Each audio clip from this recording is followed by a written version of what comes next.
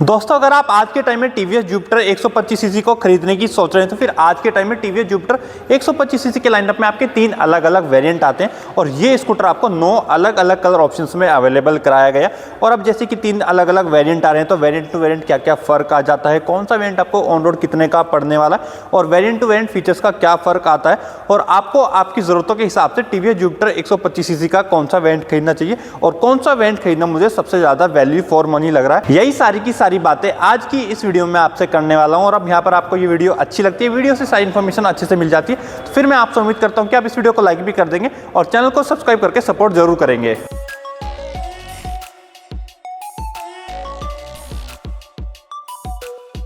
और ये TVS Jupiter 125 CC के अलग अलग वेरिएंट के बारे में बात करने से पहले मैं आपको इसकी कुछ कॉमन स्पेसिफिकेशंस बता देता हूं जो कि मुझे बार बार रिपीट ना करनी पड़े। तो दोस्तों ये तीनों ही वेरिएंट आपके एक ही चेसिस पर बने होते हैं, तीनों में ही आपको 125 सीसी का एयर कूल्ड इंजन दिया जाता है, तीनों का ही वेट यही कोई आपका 108 किलो के आसपास है, तीनों का ही ग्राउंड क्लियरेंस आपका 163 mm के आसपास है। इन स्कूटर्स में आपको 33 लीटर का बूट स्पेस दिया जाता है। व्हील्स के मामले में टीवीएस जुपिटर 125 के सभी वेरिएंट्स के फ्रंट और रियर दोनों ही जगह आपको 12 इंचेस के व्हील दिए जाते हैं। लाइट्स के मामले में इसके सभी वेरिएंट्स में आपको फ्रंट में एलईडी हेडलैम्प दिया जाता है। और टीवीएस जुपिटर के लाइनअप में जो पहले कभी आपका स्टील रिम वाला बेस मॉडल आया करता था वो आज के टाइम में डिसकंटिन्यू हो चुका है और उसकी जगह सबसे पहला जो आज के टाइम में आपका मॉडल है या फिर जो बेस मॉडल है वो ये एलॉय व्हील और ड्रम ब्रेक वाला है, जिसकी एक शोरूम की मतलब 86,400 के आसपास है और ये आपको यही कोई 99,000 रुपए के आसपास ऑन रोड पड़ जाएगा। और कलर ऑप्शंस के मामले में इसमें बस आपके 3 ही कलर्स आते हैं,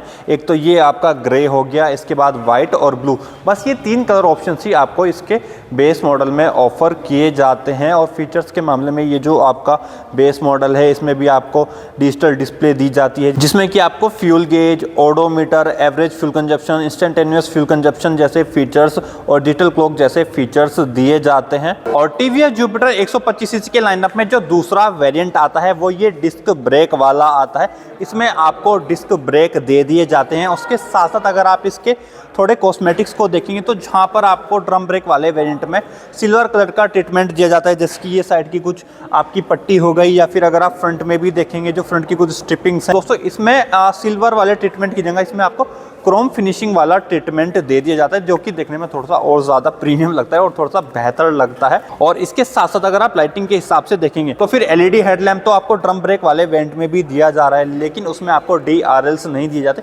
लेकिन ये जो आपका डिस्क ब्रेक वाला वेरिएंट होता है इसमें आपको DRLs भी दिए जाते हैं। और ये disc brake, chrome treatment, DRLs के लिए इसकी कीमत भी थोड़ी सी बढ़ जाती है। अगर आप इसको ड्रम ब्रेक वाले वेरिएंट से कंपेयर करते हैं तो फिर इसके लिए आप 4 से 5,000 रुपये तक ज़्यादा देने वाले, क्योंकि इसकी एक शोरूम की लगभग 90,600 के आसपास है और ये वाला वेरिएंट आपको यही कोई 1,05,000 1,06,000 रुपये तक ऑन रोड पड़ने वाला है। और कलर ऑप्शंस के मामले में इसमें भी आपको ड्रम ब्रेक वाले वेरिएंट वाले तीनों कलर्स तो दिए ही जाते हैं, जैसे कि आपका ब्लू हुआ, वाइट हुआ और ग्रे हुआ। उसके साथ साथ इसमें आपको एक ऑरेंज कलर का ऑप्शन भी एक्स्ट्रा दिया जाता है। और टीवीएस जुपिटर के लाइनअप में जो तीसरा या फिर जो टॉप मॉडल होता है वो ये स्मार्ट एक्स कनेक्ट वाला होता है और ये भी आपका डिस्क ब्रेक वाले वेरिएंट पर ही बना हुआ है। मतलब कि इसमें भी आपको जो जो फीचर डिस्क ब्रेक वाले वेरिएंट में दिए जा रहे हैं वो सारे के सारे तो इसमें भी आपको मिलने ही वाले हैं। उसके अलावा अगर आप इसके इंस्ट्रूमेंट क्लस्टर को देखते हैं तो दोस्तों इसमें आपको 2 डिस्प्ले वाला फुल्ली डिजिटल इंस्ट्रूमेंट क्लस्टर दिया जाता है, बिल्कुल ऐसा ही जैसा कि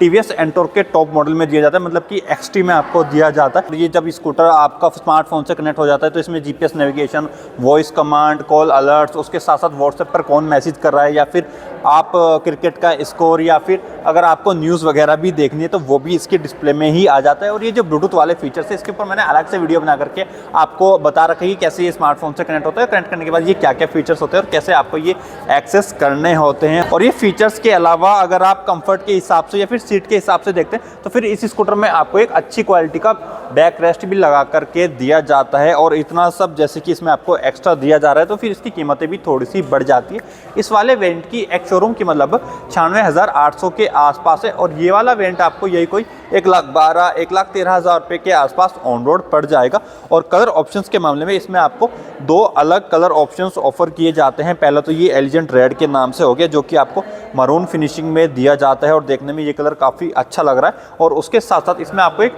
कॉपर कलर का भी ऑप्शन दिया जाता है और ये दोनों ही कलर्स देखने में काफ़ी अच्छे लगते हैं। और अब ये टीवीएस जुपिटर 125 सीसी के तीनों ही वेरिएंट्स के बारे में तो मैंने आपसे काफ़ी डिटेल में बात कर ली है। अब अगर आपको इस स्कूटर के बारे में और भी जानना है, जैसे कि इसमें आपको ब्लूटूथ ऐप कनेक्टिविटी जैसे फीचर्स दे दिए गए हैं या फिर ये स्कूटर चलाने वगैरह में कैसा होता है, तो मैंने इस पर काफ़ी सारा कंटेंट बनाया हुआ है और सभी की लिंक मैंने आपको नीचे डिस्क्रिप्शन में दे दिए। बाकी अगर आपको ऐसे ही और भी स्कूटर्स के वेरिएंट में जानना है, जैसे कि टीवीएस जुपिटर 110 सीसी आता है, टीवीएस एंटॉर्क आता है, होंडा एक्टिवा आता है, या फिर जो यामाहा के स्कूटर्स भी आते हैं, तो फिर उनके ऊपर भी मैंने ऐसे ही वीडियोस बनाई हुई है। या फिर जो सुजुकी के स्कूटर्स आते हैं उनके भी वेरिएंट्स के बारे में मैंने ऐसे ही बातें की हुई है। तो मतलब अगर आपको और भी स्कूटर्स के ऐसे वेरिएंट्स के बारे में जानना है तो फिर उन सभी वीडियोस की लिंक मैंने आपको नीचे डिस्क्रिप्शन में दे रखी है। और अब बात की जाए कि आपको आपकी ज़रूरतों के हिसाब से टीवीएस जुपिटर 125 सीसी का कौन सा वेरिएंट खरीदना चाहिए या फिर कौन सा वेरिएंट खरीदना सबसे ज़्यादा वैल्यू फॉर मनी है। तो दोस्तों यहाँ पर आप जो सबसे पहले ड्रम ब्रेक और एलॉय व्हील वाला वेरिएंट देखते हैं जो कि बेस मॉडल है, तो वो भी अपनी जगह ठीक है। मतलब कि अगर आपको डिस्क ब्रेक की ज़रूरत नहीं है, आपको सिटी में ही अपना स्कूटर चलाना है और आपको डिस्क ब्रेक की कोई ऐसी ज़रूरत नहीं है, तो फिर तो आपको वो वाला ही वेरिएंट लेना चाहिए। उसके बाद अगर आपकी 4-5 हज़ार रुपये ज़्यादा देने के बाद डिस्क ब्रेक वाला वेरिएंट खरीदते हैं तो इसमें आपको डिस्क ब्रेक दे दिए जाते हैं। और उसके साथ साथ लुक्स के मामले में इसमें आपको थोड़ा बहुत क्रोम ट्रीटमेंट दे दिया जाता है और इसमें आपको एक एक्स्ट्रा कलर ऑप्शन भी दिया जाता है। तो मतलब कि 4-5 हज़ार रुपये ज़्यादा देने के हिसाब से ये भी अपनी जगह ठीक ही है। अगर आपकी डिस्क ब्रेक की ज़रूरत है तो फिर आप इस पर भी पैसे लगा सकते हैं। और ये डिस्क ब्रेक वाले वेरिएंट के बाद ये जो 6-7 हज़ार रुपये महंगा आपका टीवीएस जुपिटर 125 सीसी का स्मार्ट एक्स कनेक्ट वाला वेरिएंट आता है, जिसमें कि आपको 7 हज़ार रुपये ज़्यादा देने के बाद बेहतर इंस्ट्रूमेंट क्लस्टर मिल जाता है और इसके जो कलर्स की फिनिशिंग है वो भी काफ़ी अच्छी होती है। इसमें आपको बैक रेस्ट भी लगा करके दिया जाता है। तो दोस्तों मेरा तो यहाँ पर यही कहना है कि अगर आप टीवीएस जुपिटर 125 सीसी पे आज के टाइम में पैसे लगा ही रहे हैं तो फिर आप इसका ये स्मार्ट एक्स कनेक्ट वाला वेरिएंट ही लीजिए, क्योंकि अगर आप इसको डिस्क ब्रेक वाले वेरिएंट से भी कंपेयर करते हैं तो आप 6-7 हज़ार रुपये ज़्यादा देते हैं।